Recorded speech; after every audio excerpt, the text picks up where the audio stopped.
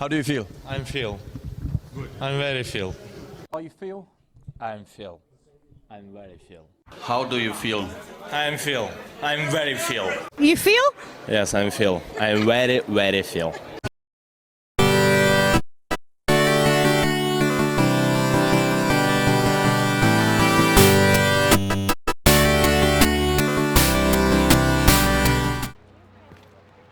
Welcome back, heroes and adventurers.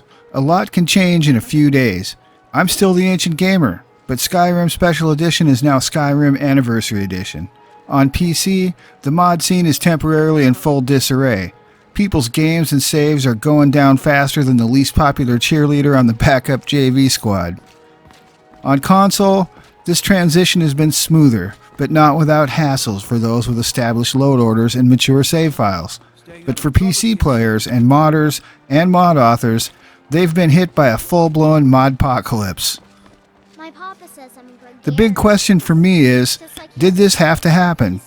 Could the modpocalypse have been avoided? Or at least, could this process have been made a lot smoother? I'm not an insider, I don't have any direct behind-the-scenes knowledge, but I do have a few opinions, a couple of educated guesses, and ideas about those questions. But before we get into it, if you enjoy my stuff, give this video a like. They make the YouTube world go around. Remember to subscribe to my channel, it feels good. Ring the bell, that feels good too. Okay, so the biggest issue is that SKSE64, the Skyrim Special Edition script extender, was broken by the Anniversary Edition update, which causes a massive fucking chain reaction, which basically breaks mods that are dependent upon the script extender, like SkyUI, which is itself also required by a lot of mods to work. Now, this isn't anything new. SKSE64 has broken before due to updates. It's always irritating, but usually it gets sorted out in a day or two. The developers of SKSE are awesome, and they're really quick about updating it. Once that's done, the mod authors, who are also awesome, of script extender dependent mods are able to update their work. This usually happens amazingly fast too. Keep in mind, all these people either work for free on this shit or for coffee money. The problem this time is that the Anniversary Edition update apparently really broke the script extender, or at least made it a lot harder to just patch up. So it's taking longer than usual, and a lot of people are sitting on the sideline. And if I'm understanding it correctly, the mods themselves that are dependent on the script extender are also more difficult to repair or update and get back up and running. And a lot of them need more of an update than they usually require when the script extender breaks. And so this has really caused, you know, a lot of angst and a lot of inconvenience for people who mod Skyrim, because let's say you have a load order that's like, you know, most people, maybe like 95% of your mods have nothing to do with the script extender, but these days almost everybody's got 2 or 3, whether it's race menu or SkyUI or, you know, better jumping. I mean, there's just all kinds of mods that require it to work, and so it's really a giant fucking pain in the ass for everybody involved. Did this really have to happen? Because I don't think it did. I think there's steps that could have been taken by Bethesda. This is not on the mod authors. It's not on the developers of SKSE64. Okay?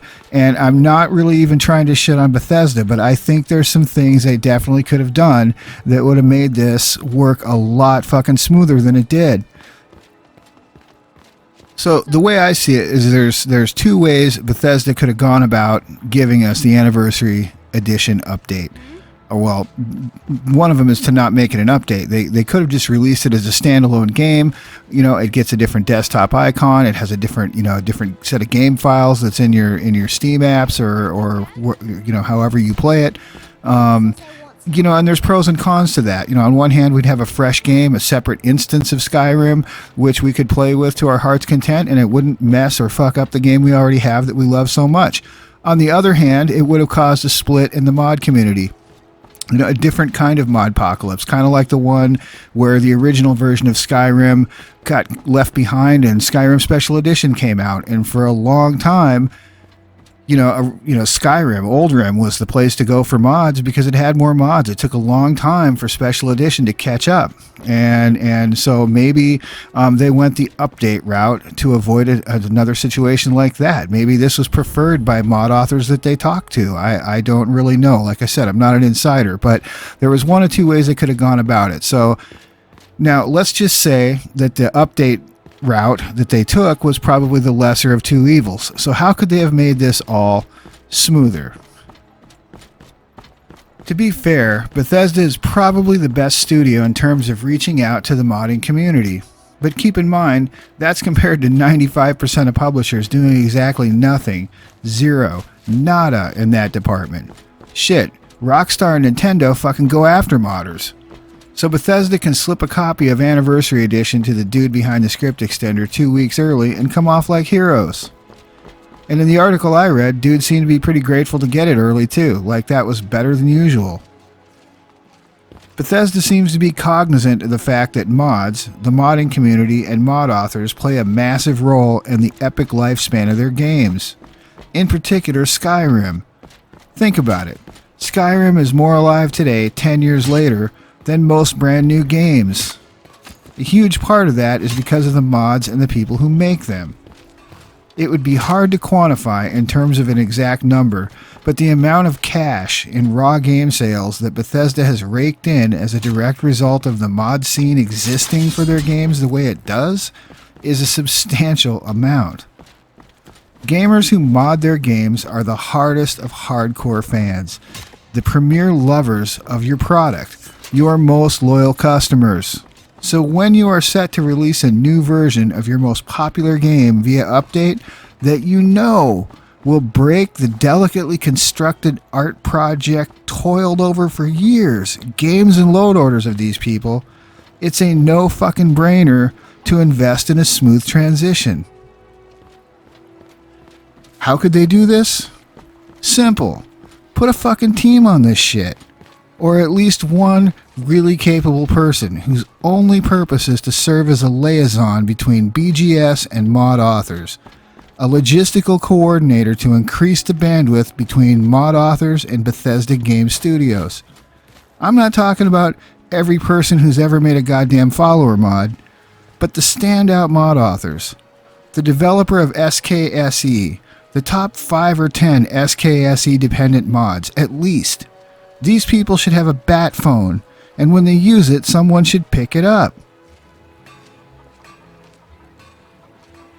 Make sure they have any technical assistance they need to get their stuff running before the update drops.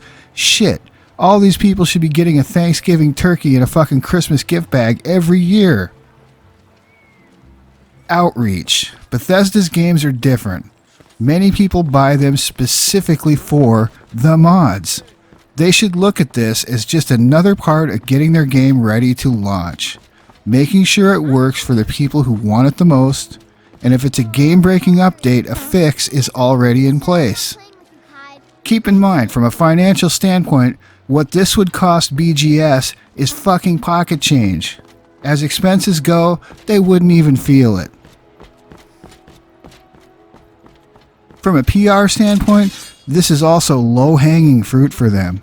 Imagine the love Bethesda would get if before the Anniversary Edition dropped, they announced that they knew it would break SKSE64, but that an update would be available at launch, not only for the script extender, but for Sky UI and 80% of the dependent mods. Make the process easy. Provide links and instructions. Shit, motherfuckers would be throwing their panties on the stage for Bethesda at that point. This would also have positive ramifications for Fallout, Starfield, and Bethesda's games going forward. Put a team on it, or at least one really capable person. Hey, I am the Ancient Gamer. If you enjoyed this video, make it happy, give it a like. Subscribe to my channel and ring the bell, it feels good. And in the words of the great Chuck Barris, I'll be back soon with more stuff.